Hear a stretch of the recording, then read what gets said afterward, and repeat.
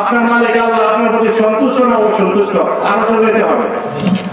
কার কাছে যেতে হবে? ওই গেলে বোঝা যাইব মালিক তো কাছে না দূরে। আমি রোজার মাধ্যমে বান্দা আল্লাহর বন্ধু হওয়ার জন্য যে শর্তগুলো বললাম আমি তো রোজা রাখলাম, এইভাবে রোজার হক আদায় করে আমরা যদি রোজা রাখি তাহলে বান্দা কি হবে? আল্লাহ বন্ধু। একটা রোজা, দুইটা রোজা, 30টা রোজা যদি আপনি এইভাবে রাখেন, 30 রোজা গেল যাওয়ার পরে আপনি যদি এইভাবে আপনি রোজা রাখেন, রোজা যাওয়ার পরে রোজার মধ্যে আপনি যেইভাবে থাকবেন, রোজার পরে আপনি কিভাবে থাকবেন? আবার সুদ খাবেন, আবার ঘুষ খাবেন। এই যে একটা মনোভাব আপনার অন্তরে আসবে, আপনার মাধ্যমে শুরু হবে একটা প্রশিক্ষণ, 30 দিনের একটা প্রশিক্ষণ। এই প্রশিক্ষণে আপনি যা শিখলেন বাকি 11 মাস আপনি এইভাবে কি করবেন? চালিয়ে যাবেন, এইভাবে চলবেন। আবার রমজান আসবে, আবার সাত করবেন, আবার এইভাবে চলবেন। এইভাবে আপনি যদি চলতে থাকেন মৃত্যু হয়ে যাবে, আল্লাহ তাআলা আপনাকে আল্লাহর ওলি হিসাবে গ্রহণ করবেন। বলেন সুবহানাল্লাহ। আল্লাহর ওলি হওয়ার এটা একটা শর্ট কোর্স, সংক্ষিপ্ত কোর্স। পরীক্ষার জন্য প্রস্তুতির জন্য ছাত্রদেরকে, ছেলে মেয়েদেরকে কোর্স করা শর্ট কোর্স। আল্লাহর বান্দা আল্লাহর বন্ধু হওয়ার জন্য এটা একটা শর্ট কোর্স, 30 দিনের রোজা। আল্লাহ তাআলা আমাদেরকে 30 দিনের রোজা রাখার তৌফিক দান করুন, রোজার হক আদায় করার তৌফিক দান করুন। আর একটা হাদিস আপনাদেরকে শোনাই। রাসূল বলেন, রমজানের শেষ ভাগে রাসূল এই হাদিসটা সাহাবায়ে কেরামদের শোনাইছেন। রাসূল বলেন, হে আমার সাহাবীরা শুনো, যে ব্যক্তি তার জীবনে রমজান পাইল, রমজান মাস পাইল, এত বড় একটা অফার। রমজান মাসে অফার আছে না নাই? নফল ইবাদত করলে কিসের সওয়াব? এটা কিসের অফার? আল্লাহর পক্ষ থেকে বান্দার জন্য। আরে বান্দা তো সাহাবা থেকে মাফ করতে, ঠিক না বলে? বান্দা তো আমার, আল্লাহ তো চায় আমাকে বন্ধু বানাইতে, আল্লাহ তো চায় আমার জন্য জান্নাত দেওয়ার জন্য। তওবা করো। রাসূল বলে, যে ব্যক্তি তওবা করবে আল্লাহ তাআলা তার জীবনের সমস্ত গুনাহ মাফ করে তাকে বন্ধু বানাই দেবে। সুবহানাল্লাহ। কারে ভাবে তওবা করে? আতাইবু মিনাজ যামবি কামান লা যামবা লাহু। যে ব্যক্তি গুনাহ থেকে তওবা করে সে ওই নিষ্পাপ বেগুনাহ মাসুম বাচ্চার মতো হয়ে যায় যার জীবনের কোনো গুনাহ নেই। এটা আল্লাহর কথা না, আল্লাহর আদালত। বাংলাদেশের কোন রাষ্ট্রের সরকারের আদালত না, সরকারের আদালত। কোন আসামিকে মাফ করে দিল তার কোর্টের মধ্যে কি থাকে? ডায়েরি থাকে, ডায়েরি থাকে।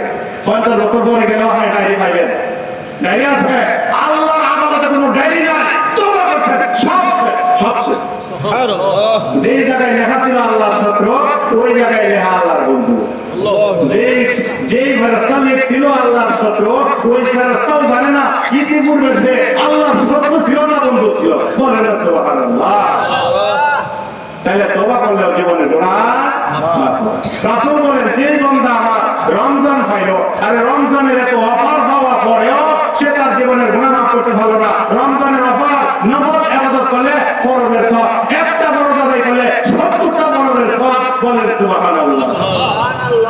ইফতারি করলে, ইফতারি করাইলে জানেন, ইফতারি করাইলে আপনি একটা ইফতারি করেছেন রমজান মাসে, আরেকজন ইফতারি করেছেন, আপনি সারাদিন রোজা রাখিয়া ওই ব্যক্তি যে সওয়াব পাইছে আপনার আমল নামায় এই পরিমাণ সওয়াব দেওয়া হবে। অনেকে আছে অন্যের ইফতারি করে না, তো সারাদিন রোজা রেখে কষ্ট করলাম, হ্যাঁ সব দিতাম। আরে বেটা, এটা আল্লাহর দরবার, দুনিয়ার কোন রাজা বাদশার দরবার না। তোমার মনের মতো আল্লাহ পাকের মনে তো সংকীর্ণ নয়। বলে সুবহানাল্লাহ। আল্লাহর মনে এত সংকীর্ণ, মনটাকে প্রশস্ত রাখবে, এত সংকীর্ণ রাখেন না। এজন্য রাসূল বলতে, লা ইউনতাকাসু মিন আজরি হিসাব। এই মিয়া, তুমি সারাদিন রোজা রাখা তার ইফতার করছো, এই জন্য তুমি সারাদিন রোজা রাখা যে সওয়াব তার আমল নাই সেই সওয়াব দিবে, তবে তোমার সওয়াব এক বিন্দু পরিমাণও কমানো হবে না। অনেকে ইফতার করে না, সারাদিন রোজা রাখে, হ্যাঁ ইফতার করে হ্যাঁ সওয়াব দিলে কেন? আরে হ্যাঁ সওয়াব দিলে তোমার সমস্যা কোন জায়গায়? তোমার সওয়াব তো ঠিকই আছে, তুমি তো ঠিকই ভাইরা। আল্লাহ তাআলা কোন কমতি সংকীর্ণতা নাই। মনটা প্রশস্ত রাখবে, মনটা কি রাখবে? ক্ষমতা দেওয়ার মালিক কে? নেওয়ার মালিক কে? যখন নেওয়ার সময় হবে কারো মুখ বন্ধ করলে কাম হবে না, চলে যাবে, ঠিক না? আর বুঝেননি না? এই জন্য মন সংকীর্ণ করতে না। মুসা আলাইহিস সালাম যেন দুনিয়াতে না আসতে পারে, মুসার ফ্যামিলি পরিবারে তার গোষ্ঠীর 90,000 সন্তানকে হত্যা করা হয়েছে, যেন মুসা দুনিয়াতে আসতে না পারে। ফাঁসে বাধা দিত, লা মানিয়া লিমা আতাইতা, আল্লাহ তুমি যা দিবা তার ঠেকানোর কোনো পৃথিবীতে কোনো শক্তি আছে? আছে। ইউসুফ আলাইহিস সালামের ভাই কজন ছিল? সব ভাই ছিল 10 জন। 10 জনে মিলিয়া ইউসুফরে কুয়াত করেছে মাইরা, এরা বাচ্চা মরে গেছে। যেন সে বড় না হতে পারে, যেন সে মিশরের প্রধানমন্ত্রী না হতে পারে। আল্লাহ তো কোরআনে লেখছে কিসের কারণে? মনটা প্রশস্ত রাখার জন্য। এমন কোনদিন মনে রাখবে না, মনে করো না যে এর কারণে নিয়ে আমার সম্মান কমে যায়, এর কারণে নিয়ে আমার ফেয়ার চলে যায়। না না না, এটা আল্লাহ দিছে। দেওয়ার মালিক আল্লাহ, নেওয়ার মালিক আল্লাহ। কেন প্রতিহিংসা করো? কেন কারো মুখ বন্ধ করতে চাও? আল্লাহ যেদিন নেওয়ার সময় হয় সেদিন দুনিয়ার সমস্ত মানুষের মুখ বন্ধ থাকলেও তোমার ক্ষমতা চলে যাবে, তার কোনো যাবে না। অনেকে মন নষ্ট মনে করে যে আমরা পাইছি, এরা কোয়া গেল দরবার লাগে, আমার ক্ষমতা নিয়ে যায়। আল্লাহ রাস্তে বলি মনটা প্রশস্ত রাখবে, দিছে কে? নিবে কে? কারো মুখ বন্ধ করার চেষ্টা কেউ করেন? আল্লাহর কাছে দোয়া করি, আল্লাহ সবাই ইজ্জতে রাখো, আমরা সবাই সম্মানে মিল মহব্বতের সাথে সমাজে থাকতে চাই, ঠিক না? বলে আল্লাহ আমাদেরকে বোঝার তৌফিক দান করুন। আমি যে কথাটা বলছিলাম, রাসূল রমজানের শেষেই কথা বলছেন সাহাবায়ে কেরামে, এই আমার সাহাবীরা তোমাদের মধ্যে যে রমজান পাইল, কিন্তু রমজানের এত সুযোগ, এত অফার আল্লাহ দিল, এরপরেও সে তার জীবনের গুনাহ মাফ করাইতে পারলো না, তার মতো কপাল পুরা হওয়ার আর আছে? আরেকটা কথা বলছি, এটা হলো যে তার মা বাবাকে দুনিয়াতে পাইল, তার হায়াতে তার মা বাবা বৃদ্ধ বয়সে বাঁচে এবং সে পাইল, মা বাবার সেবা করে খেদমত করেছে, তার আল্লাহ পাকের জান্নাত লাভ করতে পারলো না, সেও কপাল পুরা হবে না, ঠিক নেই? আরে বোঝেন আমার কথা? মা বাবার হক আছে না নাই? আছে। আল্লাহ তাআলা আমাদেরকে বোঝার তৌফিক দান করুন। আমি যা কামাই করছি, অর্জন করছি, টাকা, সম্পদ, বিদ্যা, বুদ্ধি, এর মধ্যে মা বাবার অবদান আছে না নাই? অনেকেই বলে, অনেকেই মনে করে না না না, মা বাবা আমাকে কি দিছে? আমার চোখের সামনে বাপ হাত পাচ্ছে টাকার জন্য। হ্যাঁ বলতেছে, কি দিছো? হাতে পাত্র কি দিছো? সব তো আমাদের সামলা, বিদেশ গেলাম, সব টাকা পয়সা আমরা কামাই করলাম, কি দিছো? বুঝছে? এর মতো কপাল করা আছে? বাপ ধন কান্দে চলে গেছে, পরে আমি গেলাম, আরে ভাই মা বাপ কিছুই দেয় নাই, তোমরা বিদেশ গিয়ে সব বুঝি করছো, কথা ঠিক আছে। মা বাপ জন্ম দিছে না? জন্মটা কার মাধ্যমে হয়েছে? আপনি যেদিন দুনিয়াতে আসছেন, হাতে হাত বাড়াইয়া মুখে জবান খুললিয়া পানি দেও কথাটা বলার শক্তি ছিল? মা বাপ যদি পানি না দেয়, মা বাপ যদি মধু দেয়, বাচ্চার লাগে আগে থেকেই বাজার থেকে মধু কিনে আনে, আমি কিনা? দেখছেন নি, দুনিয়াতে আসার আগে মধু কিনে তৈরি রাখছে, বাচ্চারা দুনিয়াতে আসলে তার মধ্যে একটু মধু দিলে বলে মুখটা কি হয়? মিষ্টি হয়, ভালো হয়। আচ্ছা ওই জায়গায় মধু না দিয়ে যদি এক মুষ্টি লবণ দিত, একটু চিন্তা করে দেখছেন, একটু চিন্তা করছেন, মা বাবা আমাকে কিছুই দেয় না, দুনিয়াতে আসার মাধ্যমকে এক নম্বরে আল্লাহ, দুই নম্বরে মা বাবা। তাই তো আল্লাহ আগে করছে ওয়াকাদা রাব্বুকা আল্লাহ তা'বুদু ইল্লা ইয়াহু ওয়া বিল ওয়ালিদাইনি ইহসানা। এক নম্বরে গোলামি ইবাদত করবা আল্লাহ, দুই নম্বরে সেবা করবা মা বাবা। ঠিক। এক নম্বরে হকদার কে? দুই নম্বরে কে? আমি বড় হয়ে গেছি, আমি শিক্ষিত হয়ে গেছি, আমি চাকরিজীবী হয়ে গেলাম, মা বাবা কাঁদতেছে, ছেলে ঢাকা থেকে আসতেছে, জেনে পড়ে গেছে, মা বাবা এই যে ফোন দিতেছে, ছেলে ফোন রিসিভ করে না, আসার কথা 10টা, 11টা বাজছে, 12টা বাজছে, এখনো বাড়িতে বসতেছে না, মা বাবা তো হাইহুটা 2টার সময় ছেলে আসছে, বাড়িতে করছে, বাস্তব ঘটনা। আবার মসজিদের সেক্রেটারি, তার ছেলে যে ডাক্তার, ওই বরিশাল না ফরিদপুর হেন মেডিকেল আছে হেন সে চাকরি করে আসার পথে এই ঘটনা মা বাপের সহায় করতেছে পরের দিন সারা রাত আমরা ঘুমাই নেই আর ছেলেরা যখন তো আমরা তো ভাবছি সে কোনো অ্যাক্সিডেন্ট করছে সে কোনো বিপদ মুসিবতে পড়ছে এই জন্য আমরা ও মা নামাজ পড়তেছে আর আমি চাকরি করতেছি আর হাই হত্যাত করতেছি হাই রে এখনো কেন আসলো না 10টার সময় আমার কথা এখনো আসলো না 1টা বাজে 2টা বাজে আয় হা ছেলে না খেলে ঘুমাইছে সিটের মধ্যে কি করছে আরে সিটের মধ্যে কি করছে জেনে বসে গাড়ি আর সামনে যেতে পারে না ছেলে ঘুমাইতেছে কষ্ট করছে ছেলে কষ্ট করছে কখনো থাকছে মা বাপ কি করছে চিন্তা করেছে চিন্তা করেছেন ছেলে পরীক্ষা ভালো গেছে মা ফাটা ভাত নাই বাপের ফাটা ভাত নাই চোখের পানি ফেলে কার কাছে হুজুরের কাছে দোয়া চায় এর কাছে দোয়া চায় এর কাছে দোয়া ছেলে পরীক্ষা গেছে দোয়া করে আল্লাহ নিয়ে পাস করে আল্লাহ নিয়ে পাস করার তৌফিক দেয় ছেলে বিদেশ গেছে দোয়া চায় বাপে ইমাম সাহেবের কাছে মুয়াজ্জিনের কাছে এর কাছে নামাজ পড়ে তাওয়াব করে যে মহিলারা তাওয়াব জানে না তাসবিহ পড়ে সমস্যা সুবহানাল্লাহ সুবহানাল্লাহ আল্লাহ আমার ছেলেটার জন্য ভালো একটা কাজ পায় ঠিক না বলে দেখেন নি চোখে দেখেন এর বিদেশ করে টাকা পয়সা রুজি করছো আমি আর তোমার অবদান তুমি এনে হাফার করে এত বড় এত টাকা চাকরির মালিক অধিকার হয়ে গেছো আচ্ছা 50,000 টাকা তুমি কি করো কামাই করো রুজি করো ইনকাম করো মা বাবার খবর নেও না তোমার অবদান না তোমার মা বাবার অবদান কার অবদান বলে মা বাবার অবদান কষ্ট হয়েছে আপনাদের জি না আমার কয়েকজন মুরব্বী বলছে ইশারা দিচ্ছে কি যেন শেষে এই কথাটা বলতেছি কষ্ট হয়েছে আপনাদের মুরব্বী আছে দাওয়াত নিয়ে আমার আছে আল্লাহর রাস্তায় মাপ চাই আমি পারি না কারণ বাড়িতে থাকি না দূরে থাকি মা বাবার কত সমস্যা থাকে চোখের সামনে থাকলে এত বাড়া যায় বোঝা যায় ঠিক না তাকে দূরে কি করতে হবে?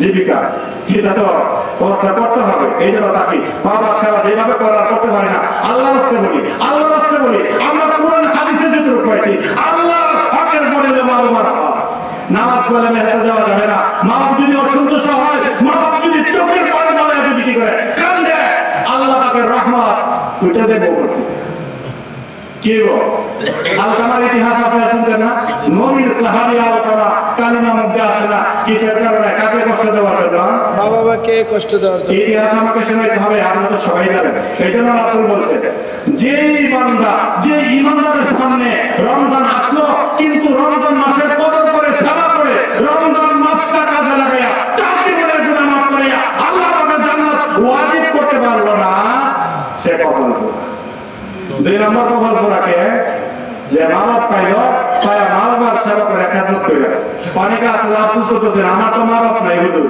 তা আমিও আসলে ঠিক আমল যার মা বাপ দুনিয়াতে নাই এর মা বাপকে সন্তুষ্ট করার জন্য যদি ওই সময় কষ্ট দেওয়া দেখেন আঘাত দিতে দেখেন তার মা বাপকে সন্তুষ্ট করার জন্য বেশি বেশি করে মা বাবার জন্য ইসালে সব ইবাদত করবেন জিকির আজকার করবেন তেলাওয়াত করবেন দরুদ শরীফ করবেন মসজিদ মাদ্রাসায় দান খয়রাত করবেন মার নামে বাবার নামে আল্লাহ আমি আমার মা বাবার নামে আমার বাবার নামে আমার মার নামে আমি মসজিদে দান করলাম মক্তবে দান করলাম এই ইসালে সবের মাহফিলে আমি কি করলাম দান করলাম এইভাবে দান করেন মা বাবা সন্তুষ্ট হয়ে আপনার জন্য রূহ থেকে আপনার প্রতি দোয়া আসতে থাকবে দোয়া আসতে থাকবে সন্তুষ্ট হয়ে যাবে আল্লাহ সন্তুষ্ট করে দেবে আল্লাহ বলে হ্যাঁ ওই যে তোমার ছেলে কষ্ট দিছিল এই যে তোমার ছেলে তুমি দুনিয়াতে নাই এত দোয়া দেখো তোমার জন্য দিতেছে তোমার জন্য বাড়াই গেছে বিদেশ থেকে যদি কোন ছেলে টাকা বাড়ায় মা বাবা খুশি হয় না বেজার হয় খুশি হয় আনন্দে হাসে না আগে ডাবাই তো ডাবো দেখি হাসি আমার ছেলে টাকা বাড়াইছে আমার ছেলে টাকা বাড়াইছে ঠিক না ঠিক তেমনি ভাবে আপনি যদি কি করেন মার নামে বাবার নামে 1,000 টাকা 5,000 টাকা মসজিদ মাদ্রাসা কবরস্থান জনকল্যাণমূলক কোন কাজে আপনি দান খরচ করেন আপনার মা বাবা কবর থেকে হাসবো দেখো আমার নামে আমার ছেলে দান করছে আমার নামে আমার ছেলে দান করছে আমার নামে আমার ছেলে একটা খতম কোরআনের ব্যবস্থা করছে নিজে কোরআন পড়ছেন 2 রাকাত নামাজ পড়ছেন পারবেন কিনা ইনশাআল্লাহ তাহলে মা বাপ দুনিয়াতে থাকা অবস্থায় তাকে সন্তুষ্ট করা যায় মা বাপ দুনিয়া থেকে বিদায় হওয়ার পরে তাকে কি করা যায় সন্তুষ্ট করা অনেকে দান করছিল তো এই সুন্নাতে মা বাবা আলহামদুলিল্লাহ আলহামদুলিল্লাহ আমাদের অনেক যুবক অনেক ভাই অনেক মুরব্বীরা দান করছেন আল্লাহ তাআলা যেন এই দানকে কবুল করেন আমিন এই ওসিলায় যেন মা বাবার রূহ মুবারক আল্লাহ তাআলা তাদের রূহকে জান্নাতের উচ্চ মাকাম দান করেন আমিন আল্লাহ তাআলা যেন আমি তা আগেই দোয়া করছি আমাদের এই গ্রামের মাটির নিচে অন্ধকার কবরে কত কপাল পোড়া মা বাবা আছে অনেকে।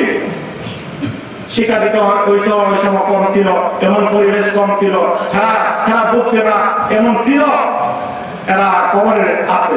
আমরা তাদের জন্য দোয়া করবো, ক্ষমা করার মালিক কে? আমরা তাদের জন্য দান করবো। আরেকটা 3 নম্বর আরেকটা কথা হলো, রাসূল পাক সাল্লাল্লাহু আলাইহি ওয়াসাল্লাম বলেন, আমার যে উম্মত তার সামনে আমার নাম উচ্চারণ করা হইল কিন্তু সে কি করলো না, দরুদ পড়লো না, সেও কপাল পোড়া। এই মাথায় টুপি, গায়ে পাঞ্জাবি, মুখে দাড়ি, এগুলি কার আদর্শ? কার সুন্নাত? আল্লাহর পরিচয়, আখিরাতের পরিচয় কে দিয়েছেন আমাদেরকে? আল্লাহ রাসূলের মাধ্যমে দিয়েছে। রাসূল আমাদের বড় মাধ্যম। এই জন্য রাসূলের হক আছে আমাদের কাছে। কিয়ামতের মাঠে যখন যাবেন কোন বান্দা রাসূলের সুপারিশ ছাড়া জান্নাতে যেতে পারবে না। এই জন্য আমরা রাসূলের নাম শুনলে দরুদ পড়বো। বড় দরুদ আছে, ছোট দরুদ আছে। সাল্লাল্লাহু আলাইহি ওয়াসাল্লাম, সাল্লাল্লাহু আলা নবিয়্যিল উম্মি, যদি পারিতে বলবো, না হয় সাল্লাল্লাহু আলাইহি ওয়াসাল্লাম। আবার অনেকে সুমার এগুলি করবেন না, এগুলি হাদিসের সহিহ হাদিসের মধ্যে এগুলি নাই, সাহাবায়ে কেরাম করেন নাই, আমাদের সমাজে অনেকে করে, এটা ভিন্ন কথা। এগুলি আমি আলোচনা করতে যাই না। আমি সংক্ষেপে বলি, রাসূলের নাম শুনলে দরুদ পড়বে। আল্লাহ তাআলা আমাদেরকে বোঝার তৌফিক দান করুন। আমরা রোজা রাখবো তো সবাই? রোজার হক আদায় করবো তো আমরা? আল্লাহ তাআলা আমাদেরকে এই রোজার মাধ্যমে আল্লাহ তাআলার বান্দাদেরকে আল্লাহ তাআলার পাক কি আল্লাহ তাআলা বন্ধু হওয়ার তৌফিক দান। আল্লাহ তাআলার বন্ধু হওয়ার জন্য কয় বছর রোজা রাখতে হবে? 1 মাস। আমরা তো 60 বছর 70 বছর ধরে রোজা রাখতেছি, কিন্তু আমরা আল্লাহর বন্ধু হতে পারি না। কেন? রোজার হক আমরা আদায় করি না। আল্লাহ তাআলা আমাদেরকে রোজার হক আদায় করে যেভাবে রোজা রাখবে, যেভাবে রোজা পালন করলে আমাদের ভিতরে তাকওয়া মৃত্যু পর্যন্ত আমাদের ভিতরে বসে যায়। আরে রোজা রাখলাম, রোজা রাখা অবস্থায় আল্লাহর হুকুম লঙ্ঘন করলাম না, আমি খাইলাম না, আমি পান করলাম না, আল্লাহ দেখে। রোজা ছাড়া আল্লাহ দেখে না? নির্বাচনের আগের দিন আমাদের বড় ভাইরা অনেক কথা কয়ে গেছে, কইছে না? এগুলি এই জন্য বললাম, মনটারে প্রশস্ত রাখবে। দিয়েছে আল্লাহ, নিবে আল্লাহ, কোন মানুষ নিতে পারবে আল্লাহ তাআলা বোঝার তৌফিক দান করুন। নির্বাচনের আগের রাত্রে আছে না, মানুষ দেখছে না, আল্লাহ দেখছেনি। এই জন্য আমি সর্বদাই সর্বক্ষণ যেখানেই থাকি আমাকে আল্লাহ দেখে, আমাকে আল্লাহ দেখে। আমি আল্লাহর হুকুম নবীর তরিকায় চলবো না, আল্লাহর হুকুম লঙ্ঘন করবো না। পাপাচার, সুদ, ঘুষ, জিনা, ব্যভিচার সবগুলো থেকে আমি বিরত থাকবো। আল্লাহ তাআলা আমাদেরকে বোঝার তৌফিক দান। আমিন।